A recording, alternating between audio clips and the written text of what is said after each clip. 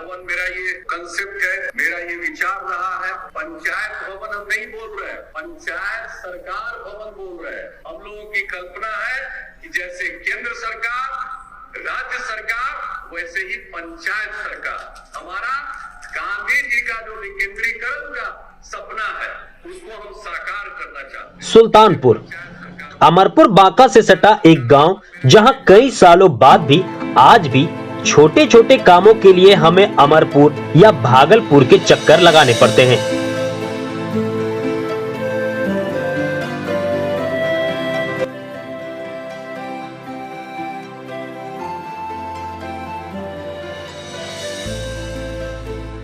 कोई भी दस्तावेज या पेपर का काम हो तो सुल्तानपुर वालों को अमरपुर जाना पड़ता है, जबकि सुल्तानपुर आसपास के कई गांवों से काफी बड़ा गांव है, वो चाहे क्षेत्रफल हो या फिर आबादी हो। आज सुल्तानपुर गांव के लोगों के पास एक मौका है जिससे गांव के सारे ही लोगों को बड़ा फायदा मिल सकता है, और वो है पंचायत भवन, जिसको लेकर कई तरह की सुगबुगाहट गांव के अंदर चल रही है, और इसके लिए कई लोगों ने कई बार मीटिंग भी ले चुके हैं। लेकिन कुछ लोग इसके विरोध में हैं कि गांव के अलावा पंचायत भवन कहीं और बना दिया जाए। किसी भी गांव के विकास के लिए और सरकारी सुविधाएं आसानी से प्राप्त करने के लिए पंचायत भवन बेहद जरूरी होता है। पंचायत सरकार भवन बनने से पंचायत वासियों को किसी भी कार्य के लिए जिला मुख्यालय जाने आने की जरूरत नहीं पड़ेगी। भवन में ही मुखिया, पंचायत सचिव, आवास सहायक, जन सेवक, कर्मचारी के साथ ही सभी जनप्रतिनिधि एवं पंचायत से जुड़े अधिकारी व कर्मी की बैठने की अनिवार्यता के साथ सरकार द्वारा संचालित सभी कल्याणकारी योजनाओं की जानकारी सरकार भवन के माध्यम से ही मिल जाती है। योजनाओं का लाभ लेने के लिए ग्रामीणों को इधर उधर की भाग दौड़ नहीं करनी पड़ती।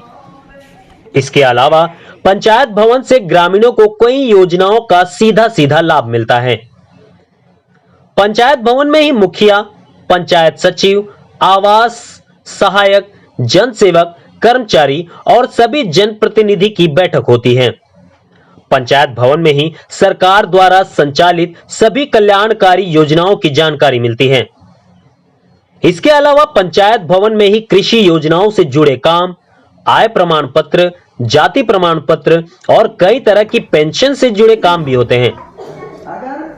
पंचायत भवन में ही प्रधानमंत्री ग्रामीण आवास, दाखिल खारिज, जाति एवं आवास योजना का लाभ भी मिलता है। पंचायत भवन में ही कई तरह के प्रमाण पत्र बनते हैं।